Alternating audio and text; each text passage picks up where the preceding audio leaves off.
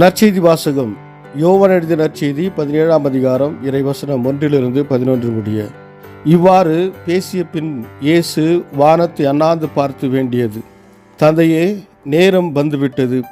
உம் மகன் உம்மை மாட்சிமைப்படுத்துமாறு நீர் மகனை மாட்சிமைப்படுத்தும். ஏனெனில் நீர் அவரிடம் ஒப்படைத்தவர்கள் அனைவருக்கும் அவர் நிலைவாழ்வை அருளுமாறு மனிதர் அனைவர் மீதும் அவருக்கு அதிகாரம் அளித்துள்ளீர். உண்மையான ஒரே கடவுளாகி உம்மையும் நீர் அனுப்பிய இயேசு கிறிஸ்துவையும் அறிவதே நிலைவாழ்வு. நான் செய்யுமாறு நீர் என்னிடம் ஒப்படைத்திருந்த வேலைகளை செய்து முடித்து நான் உம்மை உலகில் மாட்சிப்படுத்தினேன். தந்தையே, உலகம் தோன்றும் முன்பே நீர் என்னை மாட்சிப்படுத்தியுள்ளீர். இப்போது உம் திருமுன் அதே மாட்சியை எனக்கு தந்தருளும். நீர் இவ்வுலகிலிருந்து தேர்ந்தெடுத்து என்னிடம் ஒப்படைத்த மக்களுக்கு நான் உமது பெயரை வெளிப்படுத்தினேன். உமக்கு உரியவர்களாய் இருந்த அவர்களை நீர் என்னிடம் ஒப்படைத்தீர். அவர்களும் உம் வார்த்தைகளை கடைபிடித்தார்கள். நீர் எனக்கு தந்தவை அனைத்தும் உம்மிடமிருந்தே வந்தவை என்பது இப்போது அவர்களுக்கு தெரியும். ஏனெனில் நீர் என்னிடம் சொன்னவற்றையே நான் அவர்களிடமும் சொன்னேன். அவர்களும் அதை ஏற்றுக்கொண்டு நான் உம்மிடமிருந்து வந்தேன் என்பதை உண்மையில் அறிந்து கொண்டார்கள். நீரே என்னை அனுப்பினீர் என்பதையும் நம்பினார்கள்.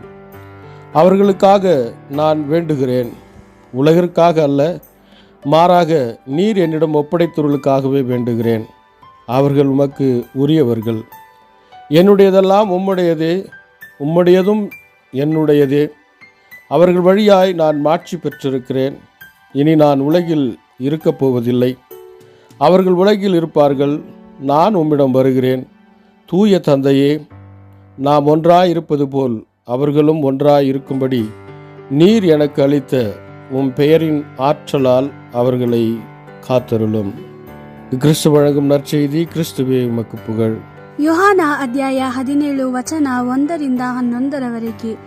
ಯೇಸು ಈ ಸಂಗತಿಗಳನ್ನು ಹೇಳಿದ ಮೇಲೆ ಪರಲೋಕದ ಕಡೆಗೆ ನೋಡಿ ಹೀಗೆ ಪ್ರಾರ್ಥಿಸಿದನು, ತಂದೆಯೇ, ಸಮಯವು ಬಂದಿದೆ, ನಿನ್ನ ಮಗನನ್ನು ಮಹಿಮೆಪಡಿಸು. ಆಗ ಮಗನು ನಿನ್ನನ್ನು ಮಹಿಮೆಪಡಿಸಬಲ್ಲನು. ನೀನು ಮಗನಿಗೆ ಯಾರ್ಯಾರನ್ನು ಕೊಟ್ಟೆಯೋ ಅವರೆಲ್ಲರಿಗೂ ಮಗನು ನಿತ್ಯ ಜೀವವನ್ನು ಕೊಡಬೇಕೆಂದು ನೀನು ಮಗನಿಗೆ ಅಧಿಕಾರವನ್ನು ಕೊಟ್ಟಿರುವೆ. ಒಬ್ಬನೇ ಸತ್ಯದೇವರಾಗಿರುವ ನಿನ್ನನ್ನು ಮತ್ತು ನೀನು ಕಳುಹಿಸಿದ ಯೇಸು ಕ್ರಿಸ್ತನನ್ನು ತಿಳಿದುಕೊಳ್ಳುವುದೇ ನಿತ್ಯ ಜೀವ.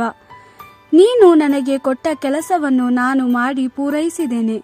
ನಾನು ಭೂಲೋಕದಲ್ಲಿ ನಿನ್ನನ್ನು ಮಹಿಮೆಪಡಿಸಿದ್ದೇನು. ಈಗ ತಂದೆಯೇ, ನೀನು ನಿನ್ನ ಸನ್ನಿಧಿಯಲ್ಲಿ ನನ್ನನ್ನು ಮಹಿಮೆಪಡಿಸು. ಈ ಲೋಕವು ಸೃಷ್ಟಿಯಾಗುವುದಕ್ಕಿಂತ ಮೊದಲು ನಾನು ನಿನ್ನೊಂದಿಗೆ ಹೊಂದಿದ ಮಹಿಮೆಯನ್ನು ನನಗೆ ಕೊಡು. ನೀನು ಈ ಲೋಕದೊಳಗಿಂದ ಕೆಲವು ಜನರನ್ನು ನನಗೆ ಕೊಟ್ಟೆ. ನಿನ್ನ ಸ್ವರೂಪವನ್ನು ನಾನು ಇವರಿಗೆ ತೋರಿಸಿದೆನು. ಇವರು ನಿನ್ನವರಾಗಿದ್ದರೆ ಮತ್ತು ನೀನೇ ಇವರನ್ನು ನನಗೆ ಕೊಟ್ಟೆ. ಇವರು ನಿನ್ನ ಆಜ್ಞೆಗಳಿಗೆ ವಿಧೇಯರಾದರು. ನೀನು ನನಗೆ ಕೊಟ್ಟ ಪ್ರತಿಯೊಂದು ನಿನ್ನಿಂದಲೇ ಬಂದಿದೆ ಎಂಬುದು ಇವರಿಗೆ ಈಗ ತಿಳಿದಿದೆ. ನೀನು ನನಗೆ ಕೊಟ್ಟ ಮಾತುಗಳನ್ನು ನಾನು ಇವರಿಗೆ ಕೊಟ್ಟಿದ್ದೇನೆ. ಇವರು ಆ ಮಾತುಗಳನ್ನು ಸ್ವೀಕರಿಸಿಕೊಂಡಿದ್ದರೆ ನಾನು ನಿಜವಾಗಿಯೂ ನಿನ್ನ ಬಳಿಯಿಂದ ಬಂದಿರುವುದಾಗಿಯೂ ನೀನೇ ನನ್ನನ್ನು ಕಳುಹಿಸಿರುವುದಾಗಿಯೂ ಇವರು ನಂಬಿದ್ದಾರೆ.